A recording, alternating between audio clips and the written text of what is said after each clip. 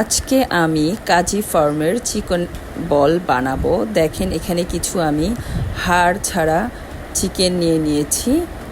তারপর হচ্ছে এগুলোকে ভালো করে পেস্ট করে নিয়েছি। চিকেনের মধ্যে বেশি কিছু দেই নেই, শুধু হচ্ছে কাঁচামরিচ ছিল আর হচ্ছে পেঁয়াজ ছিল আর সাথে গোলমরিচ দিয়েছি।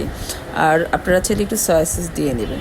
তারপর হচ্ছে ভালো করে হাতে মেখে আপনারা এটা একটা সুন্দর একটা গোল শেপ করবেন। তো এই চিকেন বল বানানো কিন্তু খুবই সহজ। তারপর আমি সবগুলা চিকেন বল গোল করে ফেলেছি। তারপর আমি একটা ফ্রাই প্যানে পানি গরম করে দিয়েছি।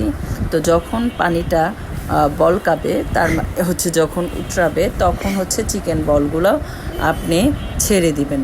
চিকেন বলগুলা আপনি 10 মিনিটের মতো সেদ্ধ করবেন। দেখছেন আমার চিকেন বলগুলা সেদ্ধ হয়ে উপরের দিকে উঠে গেছে। তখন হচ্ছে আপনি চিকেন বলগুলা উপরে উঠিয়ে নেবেন। দেখেন কি সুন্দর হয়েছে, একদম বাহিরের চেয়ে কিন্তু অনেক বেশি সুন্দর হয়েছে, আর খেতেও কিন্তু অনেক মজা হয়েছে। তারপর হচ্ছে আপনি সবগুলা চিকেন বল একটা বক্সে সংরক্ষণ করে ডিপ ফ্রিজে রেখে দিবেন।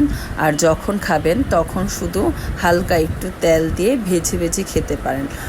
আমার এই ভিডিওটি যদি আপনাদের ভালো লেগে থাকে তাহলে অবশ্যই লাইক কমেন্ট করবেন, পাশে থাকবেন সব সময়।